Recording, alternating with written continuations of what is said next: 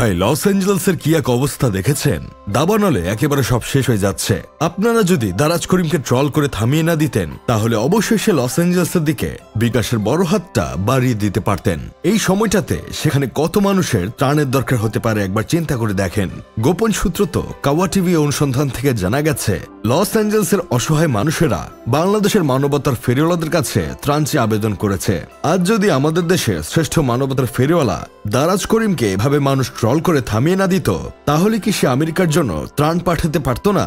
আসলে আমাদের দেশের মানুষের ভালো কিছু কখনো ভালো লাগে না। আমাদের দেশ অনেক ছোট হতে পারে, এই দেশের হাজার হাজার চিটার বাটপার থাকতে পারে, কিন্তু আমাদের এই সোনার দেশে কিন্তু মানবতার ফেরিওয়ালার অভাব ছিল না। কিন্তু ভাগ্যের কি নির্মম পরিহাস, আমাদের স্বনামধন্য মানবতার ফেরিওয়ালাগুলোই কিভাবে যেন একের পর এক হারিয়ে গেছে।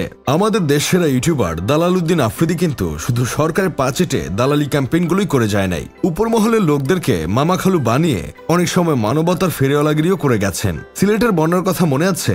সেই সময় আমাদের দালালউদ্দিন আফ্রিদি কিন্তু মানবতার হাত বাড়িয়ে দিছিলেন। তাকে যদি আপনারা আবার তার আবেগ দেখে কামব্যাক করতে দিতেন তাহলে সে আমেরিকার এই ক্রান্তিকালীন সময়ে তার মানবতার হাতটা লস অ্যাঞ্জেলসের দিকেও বাড়িয়ে দিতে পারতেন। কিন্তু আফসোস, আমরা নিজের হাতে নিজের দেশের মানবতার ফেরিওয়ালাদের হারিয়ে ফেলছি।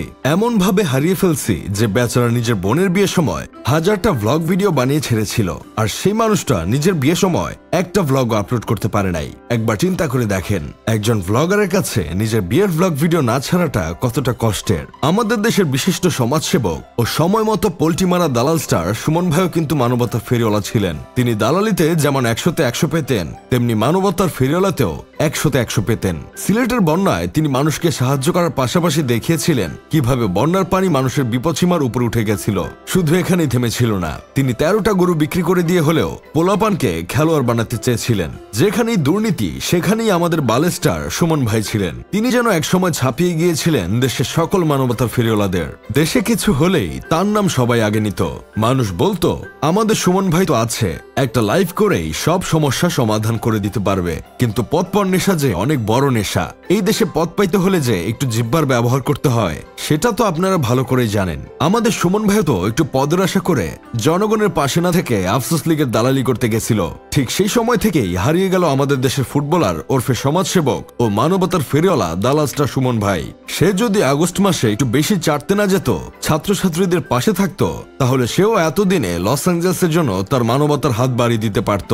কিন্তু আফসোস, তাকে এখন জেলে বসে কাটাতে হচ্ছে। যেহেতু এসব মানবতার ফেরিওয়ালারা এখন আর মাঠে নাই, সেহেতু আমার বন্ধু কেরামত বিকাশ নাম্বার নিয়ে মাঠে নামার প্রস্তুতি নিচ্ছে লস অ্যাঞ্জেলসে ত্রাণ পাঠানোর জন্য।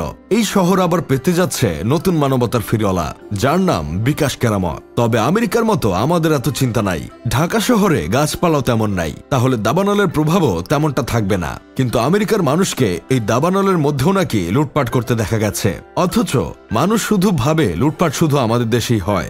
যাই হোক, শেষমেশ আমি গোলাম হোসেন একটা কাজের কথা কই, আমরা বাঙালিরা এক অদ্ভুত জাতি। আমরা আমেরিকার ধ্বংস দেখলেও খুশি হই, আবার যদি হাতে আমেরিকার ভিসা পাই তাহলেও আবার খুশি হই। এটাকেই বলে ঝোপ বুঝে কোপ মারা এক জাতি।